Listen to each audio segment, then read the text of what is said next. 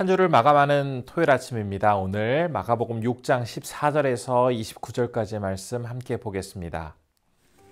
이에 예수의 이름이 드러난지라 헤롯 왕이 듣고 이르되 이는 세례 요한이 죽은 자 가운데서 살아났도다.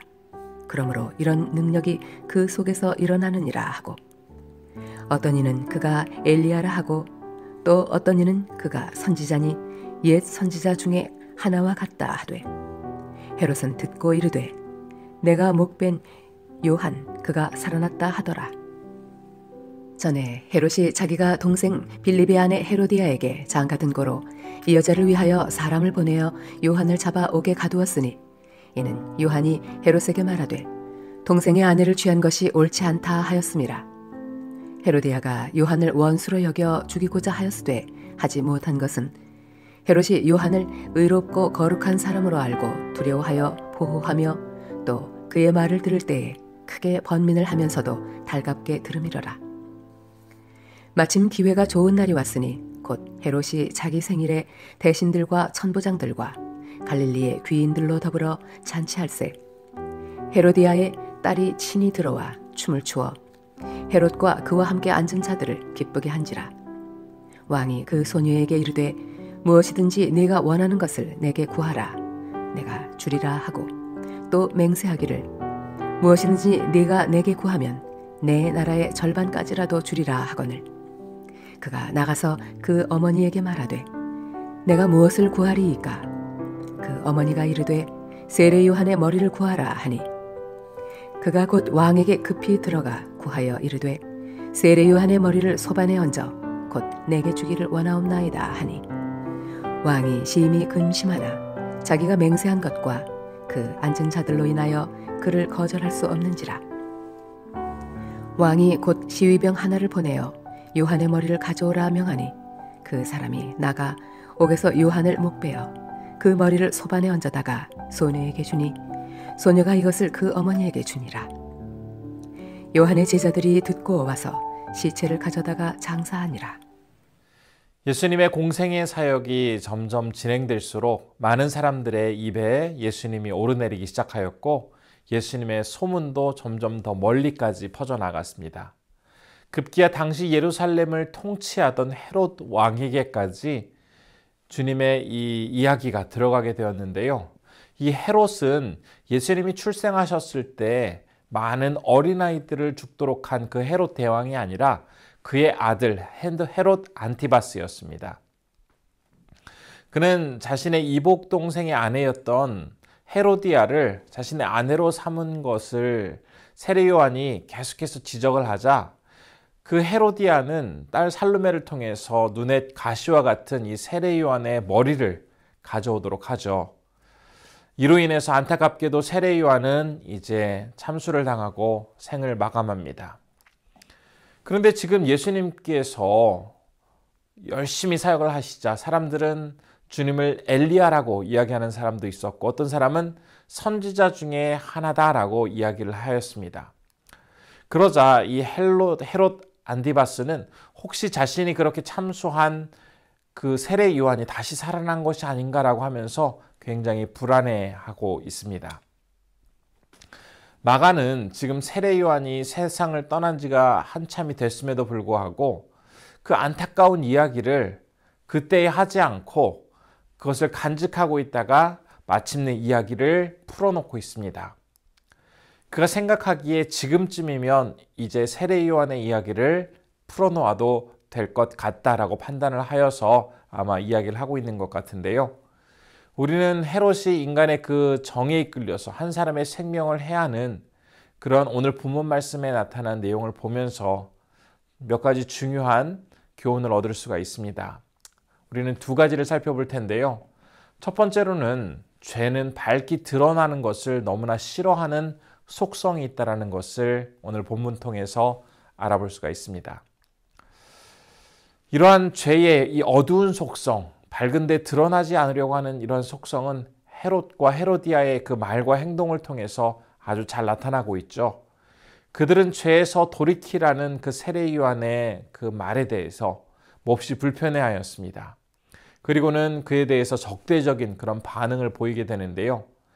죄로 인한 결과는 비참한 죽음뿐이기에 속히 그 멸망의 길에서 돌이키라라는 그런 절박한 권면을 들으면서도 그 이야기를 듣는 사람들은 즉시 뉘우치고 죄에서 돌이키는 것이 아니라, 고마워하는 것이 아니라 오히려 더 죄의 어둠 속으로 들어가면서 온갖 향락을 즐기며 살아가게 됩니다.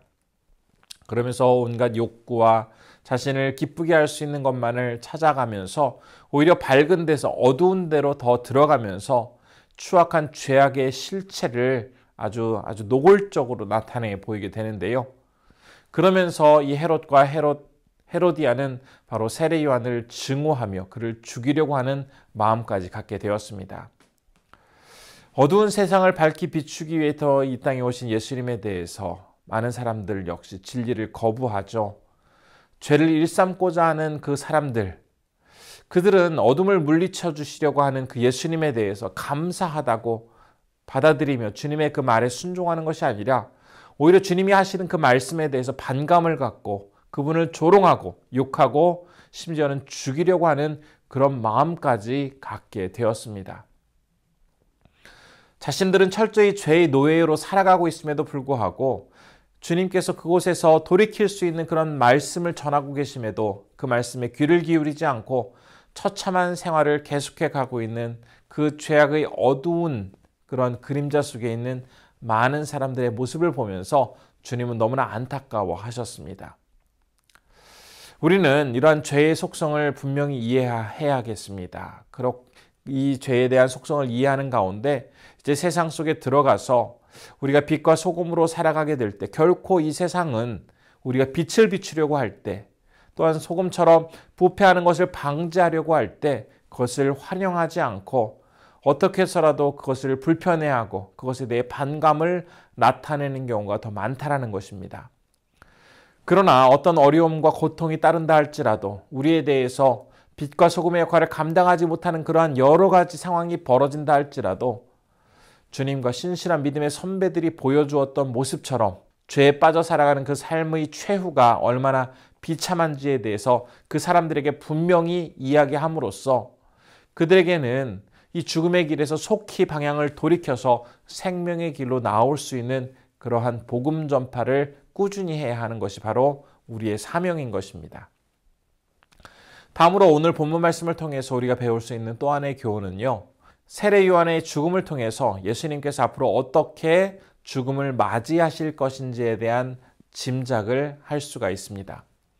하나님 말씀을 전하면서 맡겨진 사명을 성실하게 감당하였던 세례 요한이었지만 결국 그는 참수라는 극형으로 죽음을 맞이하죠. 예수님께서도 이 땅에 오셔서 하나님 나라를 선포하며 사랑을 실천하는 그런 삶을 사셨습니다. 조금도 어떤 흠잡을 일을 버리시지 않으셨음에도 불구하고 잔인하고 무자비한 본성을 고스란히 드러내는 그런 완악한 인간들로 인해서 마침내 극악 무도한 사람이나 받게 되어지는 그런 십자가형을 받으시고 그곳에서 처참히 죽임당하게 되십니다. 예수님의 십자가 처형이나 세례 요한의 참수, 그리고 복음을 위해서 참 여러 가지 모습으로 순교당한 수많은 믿음의 선배들, 그리고 신앙생활을 열심히 하다가 참 안타깝게 이 세상을 떠나게 되는 많은 사람들의 모습을 보게 되어지는데요.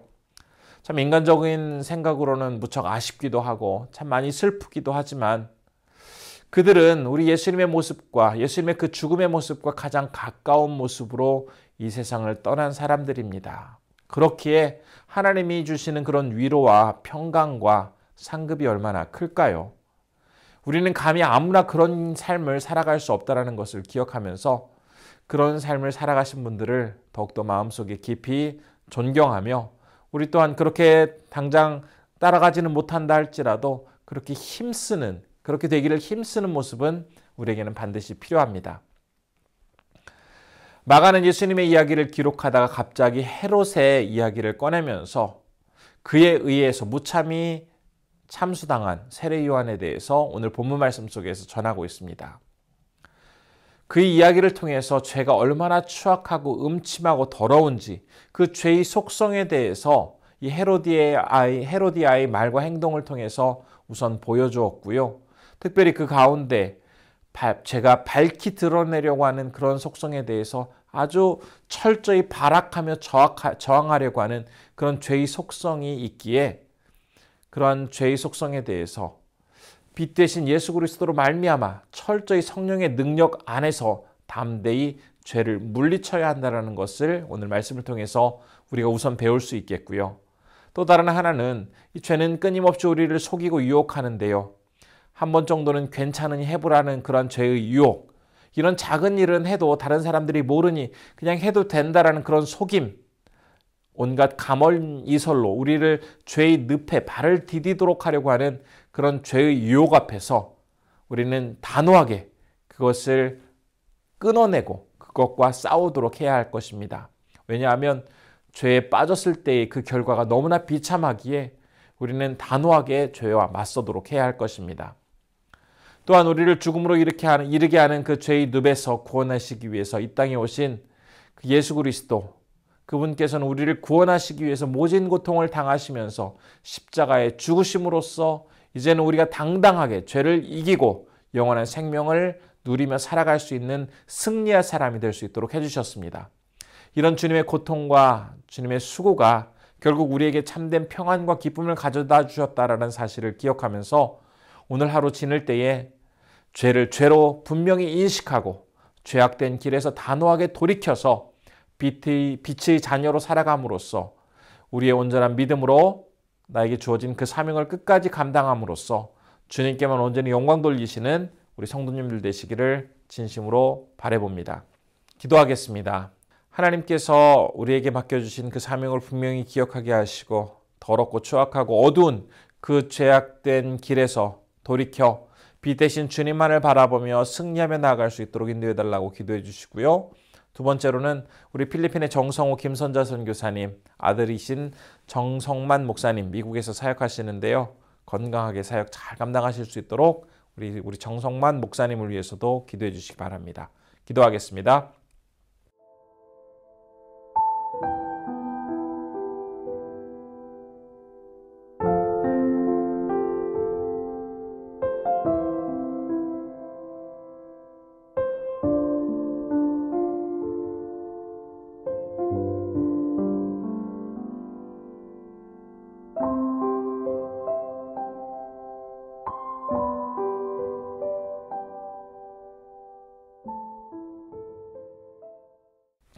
존귀하신 아버지 하나님, 오늘 헤롯과 헤로디아가 아무런 죄가 없는 세례 요한을 비참하게 살해하는 모습을 보았습니다. 이 모습을 통해서 죄가 얼마나 잔인하고 또한 불견하고 또 어두운 속성을 가지고 있는지를 보았습니다.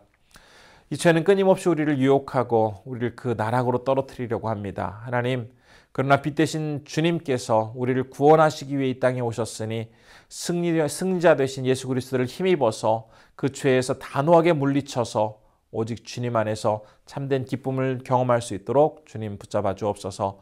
오늘은 필리핀에서 사역하시는 정성호 김선자 선교사님을 위해서 기도할 때 그 귀한 또 아드님 미국에서 목회자로서 열심히 지내고 있습니다. 우리 정성만 목사님 그 어느 곳에서 무엇을 하든지 하나님께서 지켜주시고 늘 건강 가운데 오직 주님께만 온전히 영광 돌리는 귀한 사역자가 되게 하여 주옵소서. 우리 성도님들 오늘 주말 주님의 인도하심 속에서 복되게 보내게 하시고 내일 또한 주일도 하나님의 인도하심 속에서 아주 은혜 충만한 하루가 될 수 있도록 붙잡아 주시기를 원하오며 예수님의 이름으로 기도드립니다. 아멘.